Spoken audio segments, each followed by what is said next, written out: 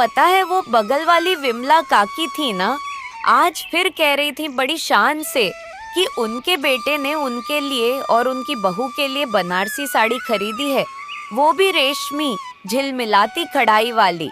और एक तुम हो, सूती साड़ी भी ला दो तो खैर समझूं। ये विमला काकी भी ना, वैसे तुम उनसे बात ही क्यों करती हो? उनकी बातों पर ध्यान मत दिया करो, तुम्हारा भी दिमाग खराब होता है और फिर तुम मेरा कर देती हो। मुझे कोई शौक नहीं है उनसे बात करने का। सारा दिन तो काम में लगी रहती हूँ, कभी चूल्हा, कभी खेत की मेड़ पर पानी भरना, कभी बकरी को चारा देना। वक्त ही कहाँ है किसी की बात सुनने का। पर मैं क्या करूँ, वो खुद आ जाती हैं, आकर बोलती हैं, ताना मारती हैं और मुझे सुनाकर चली जाती है। मैं चुप रहती हूँ, पर जब उनकी बातें दिल पर लग जाती हैं ना, तो कुछ कहे बिना रह भी नहीं पाती। अच्छा ये सब छोड़ो, बताओ आज बेचने के लिए क्या क्या सब्जी है? आज सब्जियां ज्यादा नहीं है, बस कद्दू है, भिंडी है और थोड़े से टमाटर। बस? चलो, जितनी है उतनी ही बहुत है। ग्राहक को तो स्वाद चाहिए, ढेर नहीं। मगर हमें तो ज्यादा पैसे चाहिए ना, तुम कुछ और क्यों नहीं सोचते?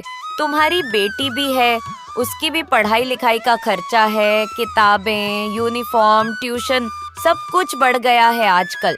अब सिर्फ कद्दू, भिंडी और टमाटर से क्या होगा घनश्याम?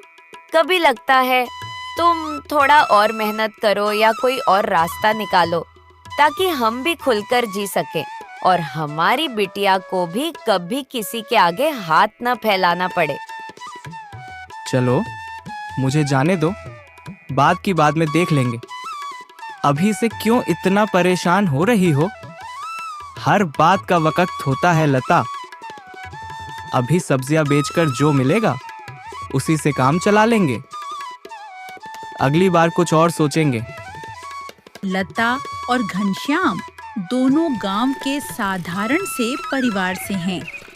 लता घर में सब्जियां उगाती है और घनश्याम उन्हें बाजार जाकर बेचता है। जो वह कमाता है उसी से गुजारा करता है। घनश्याम सब्जी लेकर बाजार बेचने जा रहा था।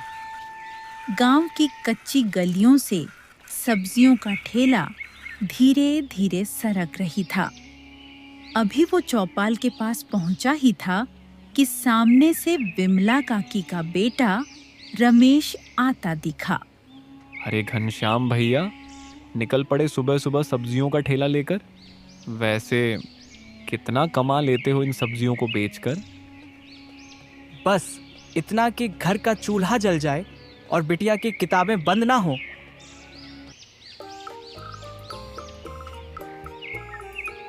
ताजा ताजा सब्जी ले लो, कद्दू है, टमाटर है, भिंडी है। ताजा ताजा सब्जी ले लो, ताजा ताजा सब्जी ले लो। कद्दू है, टमाटर है, भिंडी है। ताजा ताजा सब्जी ले लो। घनश्याम सारी सब्जियां बेचकर शाम को घर लौटता है, थका हुआ। बैलगाड़ी की रफ्तार अब धीमी हो चुकी थी। धूप उतरते उतरते हल्की ठंडी हवा चल रही थी, पर शरीर में दिन भर की थकावट और माथे पर पसीना अभी भी था। आज बहुत देर हो गई वापस लौटने में, बहुत थके हुए भी लग रहे हो। चलो पहले हाथ मुंह धो लो, फिर मैं पानी लाती हूँ। हाँ, वो आज मैं सोच रहा था कि सारी सब्जियां बेचकर ही घर लौटूंगा, चाहे कितनी भी देर क्यों ना हो जाए। सोचा था अगर एक भी टोकरी बच गई तो कल सब्जी सड़ जाएगी और दाम भी नहीं मिलेंगे। अगले दिन की सुबह सूरज अब उगने लगा था। हल्की हल्की लालिमा खेतों पर पड़ रही थी और गांव की हवा में फिर से मेहनत की गंध घुलने लगी थी। घनश्याम ने अपना ठेला तैयार किया और सब्जी मंडी की तरफ चल पड़ा। सब्जी मंडी पहुंचकर उसने ठेला एक पुराने पेड़ के नीचे लगा दिया। चारों ओर से आवाजें आ रही थीं। ताजा सब्जी ले लो, भिंडी ले लो बहन जी, कद्दू ताजा है। घनश्याम ने भी आवाज लगानी शुरू की। ताजा ताजा सब्जी ले लो, कद्दू है, टमाटर है, भिंडी है, ताजा ताजा सब्जी ले लो, ताजा ताजा सब्जी ले लो। घनश्याम जहाँ सब्जी का ठेला लगाकर सब्जियां बेच रहा था, वहीं बगल में एक बूढ़ी औरत भी बैठी थी। उसके पास एक पुरानी सी टोकरी थी। घनश्याम ने उसे गौर से देखा, फिर पास जाकर विनम्रता से पूछा, अम्मा, क्या बेच रही हो? यह मशरूम है बेटा, मेरी बहू ही इसे उगाती है। मैं बस बाजार में लेकर आ जाती हूँ। इससे बहुत अच्छी कमाई हो जाती है हमारी। घनश्याम चौंक गया। मशरूम? ये तो शहर में बिकती है ना? हाँ बेटा, पहले तो हमें भी नहीं पता था, पर मेरी बहू ने किसी महिला समूह से सीख ली। अब घर के एक कोने में ही उगाती है। ज्यादा पानी नहीं लगता, जमीन भी नहीं, और दाम भी अच्छे मिलते हैं। घनश्याम की आंखों के सामने अम्मा के सारे मशरूम थोड़ी ही देर में बिक गए। कोई भाव नहीं पूछ रहा था, कोई मोल भाव नहीं कर रहा था। जो आ रहा था सीधा टोकरी से उठा रहा था और पैसे अम्मा के हाथ में रखकर चला जा रहा था। घनश्याम के चेहरे पर हल्की मुस्कान तो थी, लेकिन भीतर से कुछ हिल गया था। उसने अपनी ठेली की ओर देखा, जहां अब भी आधी सब्जियां बची थीं। जो कमाई वो दिन भर खड़े रहकर धूप में झुलसकर एक एक ग्राहक को मना कर करता है, वो अम्मा ने बिना एक आवाज लगाए थोड़ी देर में कर ली। शाम हो गई थी। घनश्याम दिन भर की थकान और सोच के साथ सारी सब्जियां बेचकर घर लौट आया था। उसके चेहरे पर थकावट थी, लेकिन आज कुछ और भी था, चुप्पी। इतनी देर हो गई आज, सब ठीक तो है ना? लता, आज मैंने कुछ नया देखा। एक अम्मा थी मंडी में, मशरूम बेच रही थी, और जानती हो, उन्होंने थोड़ी सी मशरूम से मुझसे ज्यादा कमा लिया। अच्छा, कितने महंगे बिकते हैं ये मशरूम? और तुम क्या सोच रहे हो? देखो लता, आज उस अम्मा ने मुझे बताया कि उनकी बहू ने घर के एक कोने में मशरूम उगाने की ट्रेनिंग ली है। कह रही थी, ज्यादा जमीन नहीं चाहिए, ज्यादा मेहनत भी नहीं, बस थोड़ा ध्यान और साफ सफाई, और दाम हमारी सब्जियों से कहीं ज्यादा मिलते हैं। तो क्या हमें भी मशरूम उगाना शुरू करना चाहिए? हमारे पास तो बस छोटा सा आंगन है, उसमें भी आधे में सब्जियां लगी हैं, और ट्रेनिंग वो कहाँ से मिलेगी? अगर हम कुछ नया नहीं करेंगे तो हालात कभी नहीं बदलेंगे लता। मैं कल जाकर पता करता हूँ, गांव में कोई योजना चल रही हो या कोई संस्था हो जो सिखाए। हाँ ठीक है, अगर तुम कह रहे हो तो मैं भी साथ दूंगी।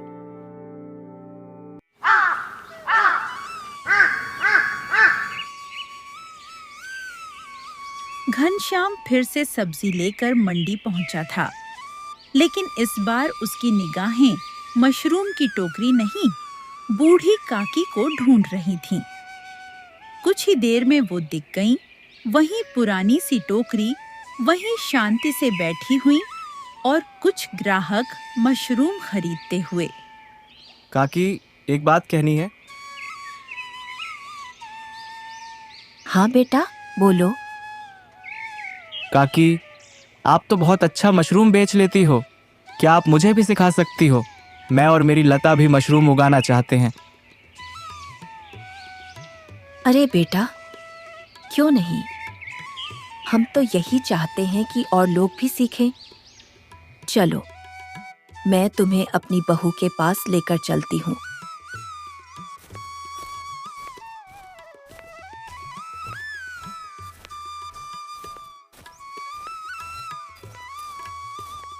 बहू, ओ बहू, देख जरा कौन आया है।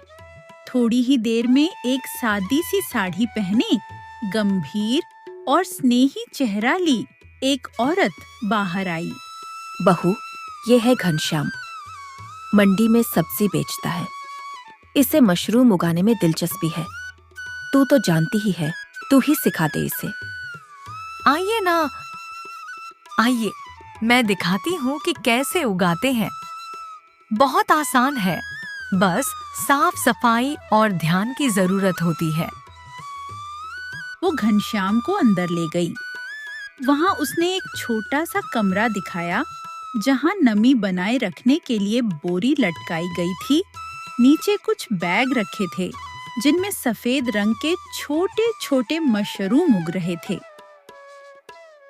देखिए, ये गेहूं या धान की भूसी में बीज मिलाकर उगाए जाते हैं। इनको बस एक कोने में रख दो, हर रोज थोड़ा पानी छिड़को और थोड़ी सी हवा आती रहे। बस 15-20 दिन में मशरूम उग आते हैं। घनश्याम बड़े ध्यान से सब देख रहा था। उसे पहली बार लगा कि कम जमीन में भी किसी चमत्कार जैसी चीज उग सकती है। ये तो वाकई आसान लगता है और महंगा भी बिकता है। जी हाँ। शाम ढलने को थी। आसमान हल्का गुलाबी हो चला था।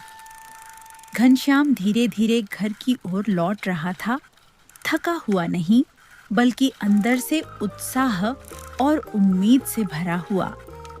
घर पहुंचते ही लता दरवाजे पर आई। आ गए? आज कुछ ज्यादा देर नहीं की। क्या हुआ, काकी के घर गए थे ना? हाँ, गया था।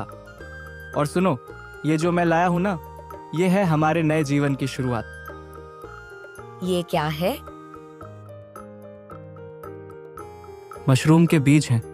मैंने आज सब कुछ देख लिया, कैसे उगते हैं, क्या लगता है, कितने दिन में तैयार होते हैं, सब कुछ। लता की आंखों में आश्चर्य और खुशी एक साथ थी। वो कुछ पल तक बस बीजों को देखती रही, फिर बोली, तो क्या अब हम भी मशरूम उगाएंगे? हाँ लता, अब हम सिर्फ गुजारा नहीं करेंगे, अब हम कुछ आगे बढ़ेंगे। अपनी बिटिया के भविष्य के लिए, अपने लिए और उस उम्मीद के लिए जो अब तक सिर्फ बातों में थी।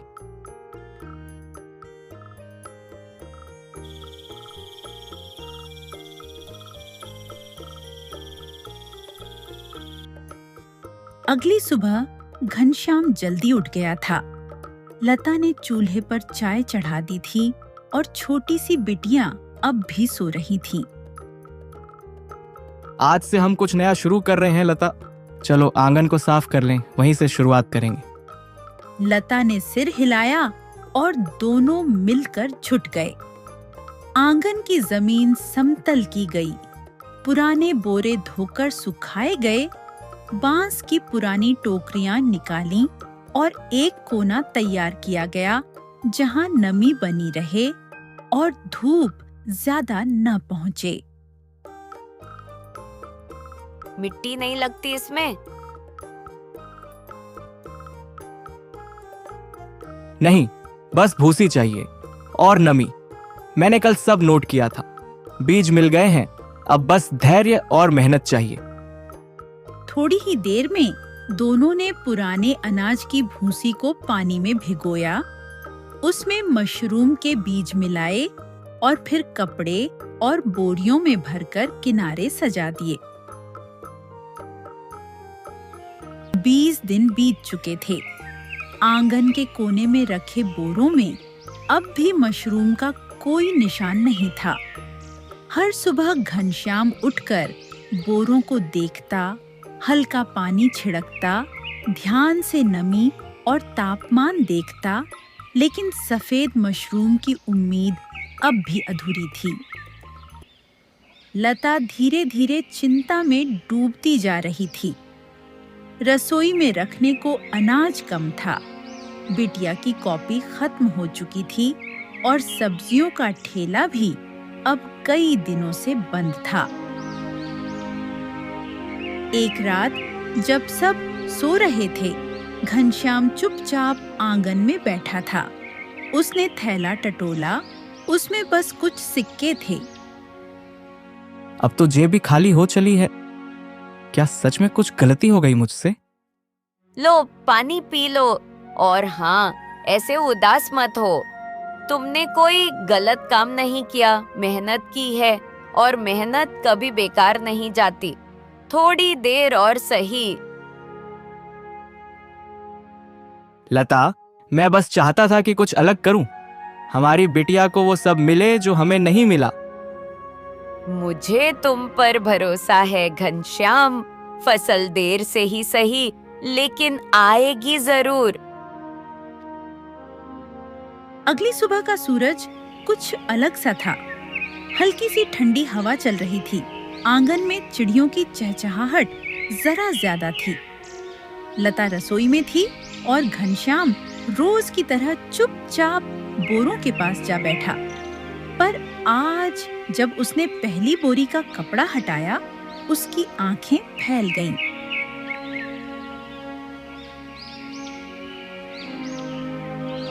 लता, जरा इधर आओ तो।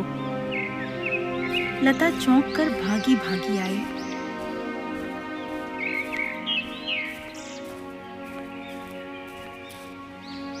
क्या हुआ? लता, देखो, ये हो गया लता, हमारा मशरूम उग आया। सामने सफेद सफेद ताजे और मोटे मोटे मशरूम उगे हुए थे, बिल्कुल वैसे ही जैसे काकी की टोकरी में देखे थे। लता की आंखों में चमक दौड़ गई।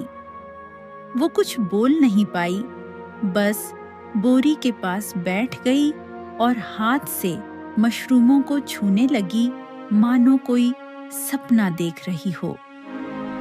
कितने सुंदर हैं घनश्याम। भगवान ने देर की पर सुनी जरूर।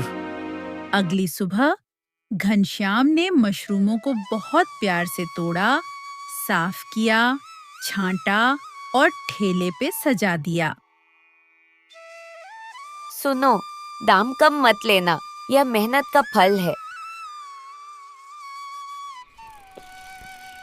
जहाँ हर दिन वही रूटीन चलता था, आज घनश्याम के हाथ में कुछ नया था।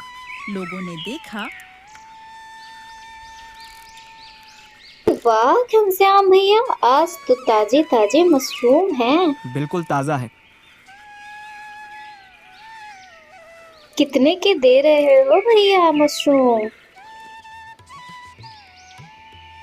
कुछ ही देर में सारी मशरूम बिक गई और हाथ में जो पैसे आए वो सब्जी बेचने से कहीं ज्यादा थे। आज देर नहीं हुई? नहीं लता, आज देर नहीं हुई। आज तो बहुत जल्दी सारे मशरूम बिक गए। मुझे तो पता ही नहीं चला कब पूरा ठेला खाली हो गया। सच में? हाँ, और पैसे भी सब्जी से कहीं ज्यादा मिले। अब देखना, अब हमारी किस्मत भी बदलेगी। धीरे धीरे सही, पर सब बदलेगा। उस दिन दोनों ने साथ बैठकर रोटी खाई। थाली में प्याज नमक ही था, पर स्वाद ऐसा जैसे कोई त्योहार हो। कुछ दिनों बाद घनश्याम ने बाजार से लौटकर थैले से एक छोटा सा साफ कपड़े में लिपटा हुआ पैकेट निकाला। लता, जरा इधर आओ तो।